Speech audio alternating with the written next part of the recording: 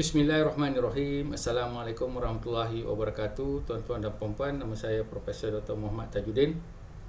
Dan pada video kali ini saya ingin membuat ulasan tentang ucapan selamat hari Christmas daripada Taqiyuddin Hasan, iaitu Setiausaha Agong PAS, yang mana ia disifatkan sebagai suatu kenyataan rasmi daripada parti politik tersebut dan bukannya satu mesej peribadi daripada Taqiyuddin Hasan.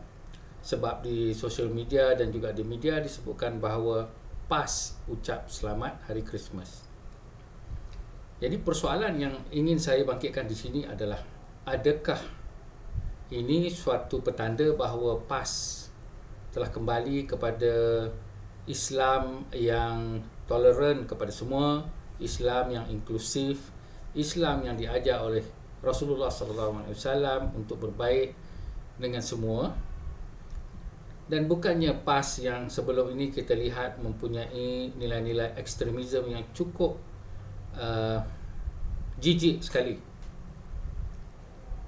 Maka kalau kita lihat kenyataan itu yang saya akan bacakan nanti, soalan yang akan ditanya, adakah ini suatu perkara yang ikhlas dan jujur serta mengubah politik PAS, ataupun ia hanyalah suatu mainan politik semata-mata dan tidak ada keikhlasan langsung kepada kenyataan tersebut, melainkan hanya sebagai suatu yang dikatakan manis di bibir sahaja. Jadi baiklah kita baca ucapan daripada Taqiyuddin itu bagi pihak PAS. Jadi PAS mengucapkan selamat hari Christmas kepada seluruh rakyat Malaysia yang beragama Kristian dengan harapan sambutan tahun ini akan berjalan dengan lancar dalam suasana yang selamat dan harmoni, sekaligus menjadi pembuka pintu kepada hari-hari muka yang lebih baik dan bermakna. Kenyataan yang baik.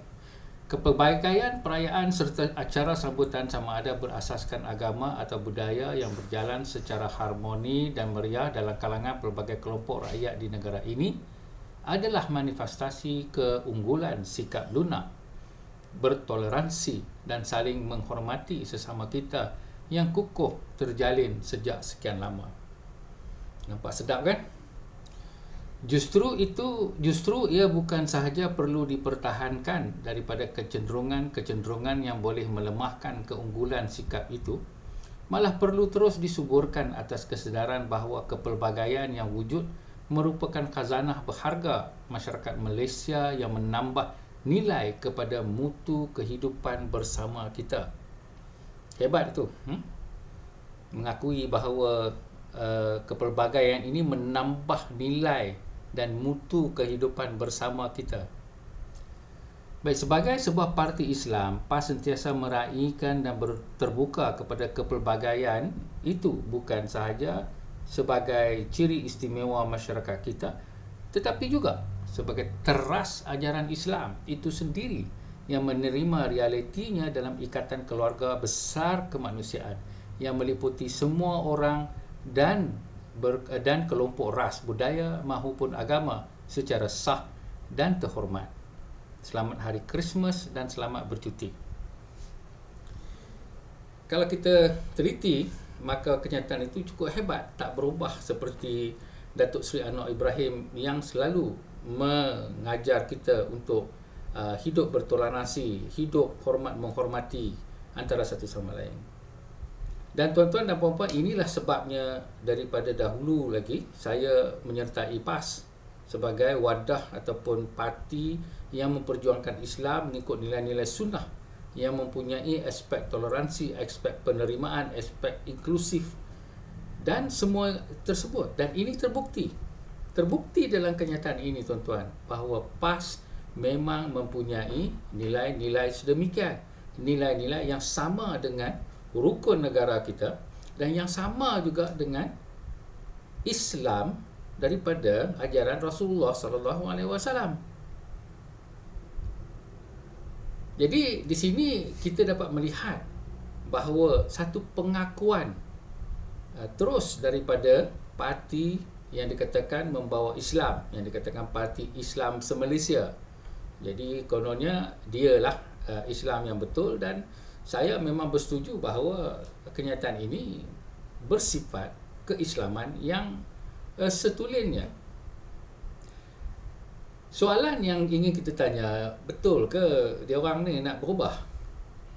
Jadi ini satu soalan yang kita nak kena tanya, dan bukanlah kita ni hendak merasakan bahawa PAS ini sesuatu yang jahat ataupun mempunyai sikap tidak baik kepada orang-orang Islam di dalam PAS, di mana kita selalu dengar Anwar Ibrahim menyebut bahawa kita mesti mempunyai husnuzon, iaitu bersangka baik kepada sesiapa yang membuat perbuatan baik dan juga menyatakan perkataan yang baik dan juga yang perlu dihormati. Jadi di sini adalah suatu aspek di mana sifat husnuzon, iaitu bersangka baik, perlu diamalkan. Tapi saya ingin membawa tuan-tuan kepada satu analisis yang mana kita boleh mempersoalkan sama ada ini adalah satu kenyataan yang menandakan PAS itu berubah ataupun sesuatu yang mungkin dikatakan ikhlas atau tidak. Baik, kita telah pun mendengar sebelum ini betapa Presiden PAS itu sendiri, Hadi Awang, telah menyatakan bahawa orang-orang bukan Islam ini adalah punca rasuah sebab mereka ni bukan Islam.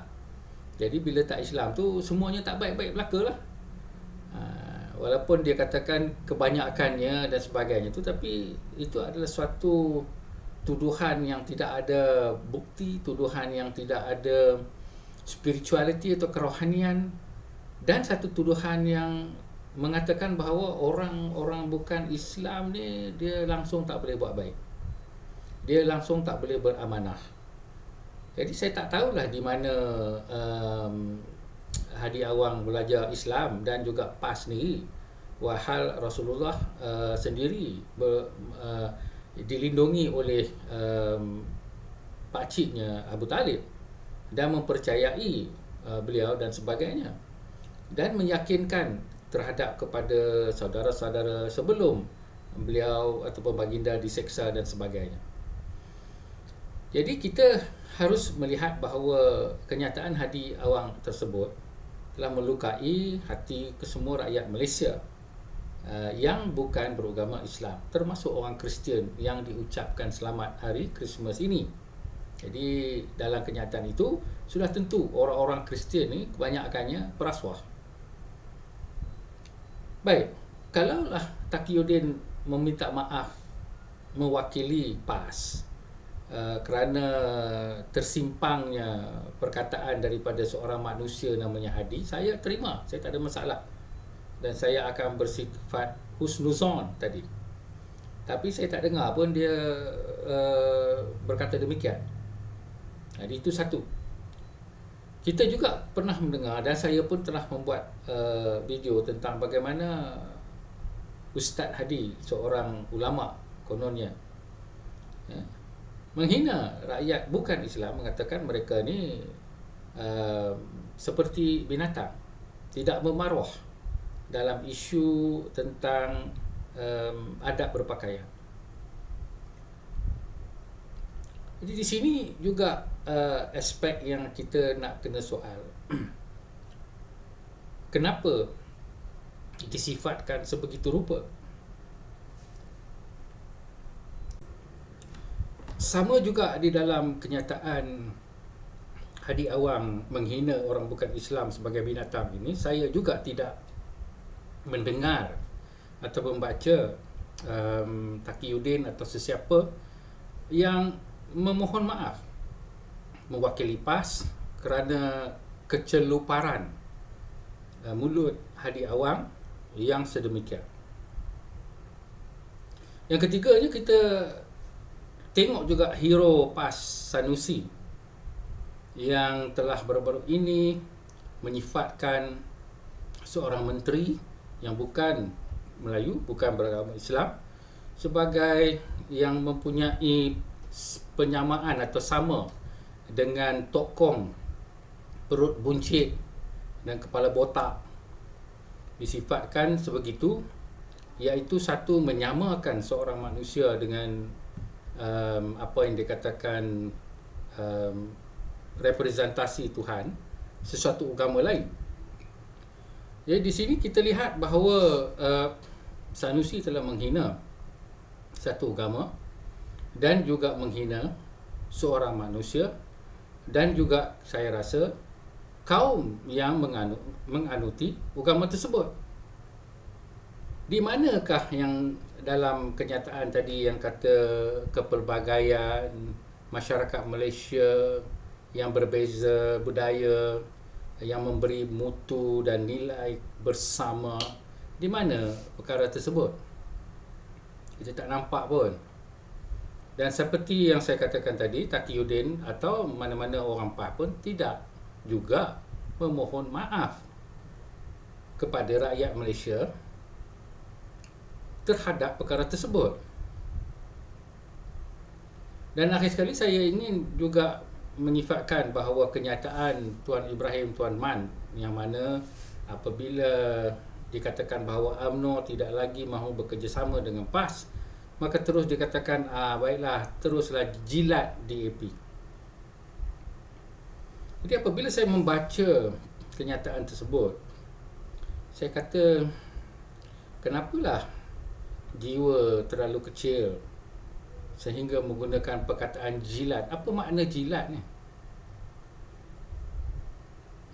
Apa yang UMNO nak jilat DAP tu?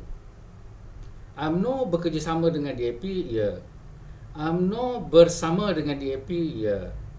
UMNO mempunyai beberapa persetujuan dengan DAP, ya. Tetapi apa benda yang jilat ni? Tuan-tuan, kita kena jaga mulut kita, sebab setelah saya sebutkan di dalam video saya bagaimana Ihya Ulumuddin, kitab yang ditulis oleh Imam Ghazali, mengatakan bahawa kita boleh diheret ke neraka dengan lidah kita.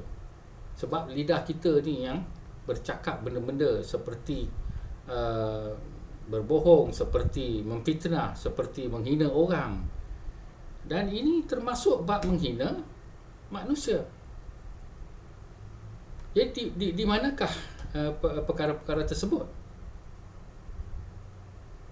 Saya juga pernah ingat bahawa Taqiyuddin sebagai wakil kepada Perikatan Nasional sewaktu Sheraton Move dulu, di mana yang di-Pertuan Agong meminta untuk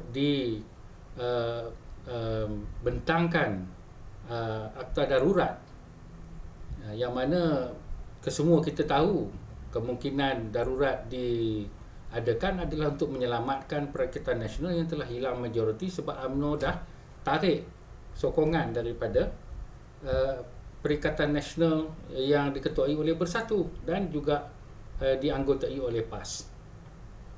Jadi akhir sekali berdalik sana berdalik sini, maka dikatakan bahawa darurat tu tidak lagi relevan.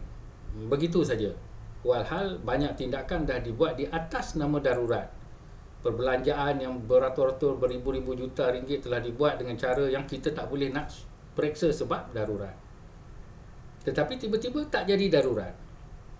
Jadi saya pun hilang keyakinan kepada parti PAS dan parti Bersatu ketika itu.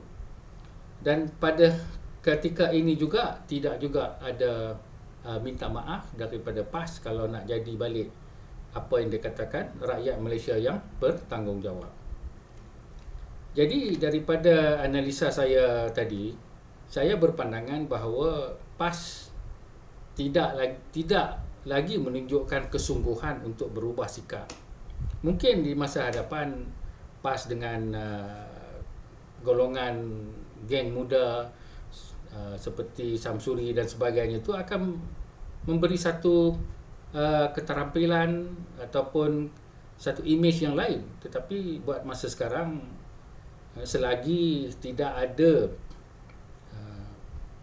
mohon maaf daripada wakil-wakil PAS terhadap keceluparan orang seperti Hadi dan juga Sanusi, serta juga sekarang termasuk Tuan Ibrahim Tuan Man, maka saya berpendapat ini adalah sandiwara politik. Walaupun kita tahu bahawa keikhlasan itu adalah di tangan Tuhan. Hanya Tuhan saja yang tahu isi hati manusia. Tapi kita sebagai rakyat Malaysia, kita membuat perhitungan melalui apa yang dibuat oleh sesuatu parti itu yang jelas di mata kita. Jadi yang jelas di mata saya bahawa PAS tidak pernah memohon maaf kepada rakyat Malaysia, terutama yang bukan Melayu ataupun yang bukan Islam. Kalau boleh yang Islam pun dia perlu minta maaf, sebab dia pun pernah mengatakan bahawa macam mana nak bercampur dengan Pakatan Harapan yang penuh dengan najis. Jadi menyifatkan kononnya orang-orang yang dia berada di dalam kes mahkamah ni sebagai orang najis, ataupun mungkin orang yang pernah masuk penjara tu sebagai najis.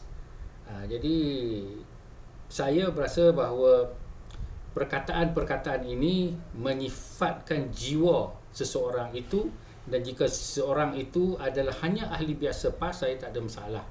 Tapi yang dinyatakan ini adalah Presiden PAS itu sendiri. Yang dinyatakan ini adalah seorang Menteri Besar Kedah yang selalu mengatakan yang bukan-bukan kepada orang bukan Islam. Dan ini mencerminkan suatu keadaan di mana PAS tidak boleh disifatkan sebagai mempunyai semangat kemalaysiaan.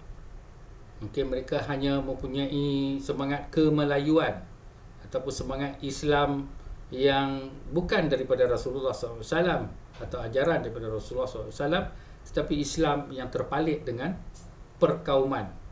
Sesuatu yang pada suatu masa dulu PAS memperjuang untuk menentang UMNO yang meletakkan kaum lebih daripada agama. Tapi sekarang PAS pula yang berbuat demikian.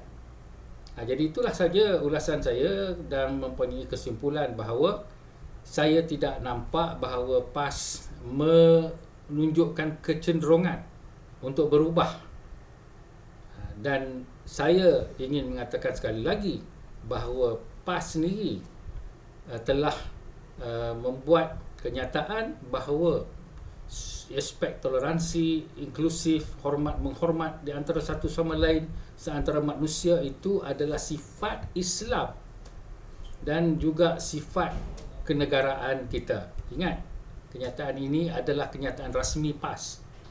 Tetapi kenapa mereka membiarkan pemimpin-pemimpin lain membuat perkara-perkara atau menyatakan perkataan-perkataan yang berlainan daripada apa yang disifatkan sedemikian. Jadi kita sambunglah sandiwara politik yang dimainkan oleh PAS di masa hadapan. Sekian, terima kasih.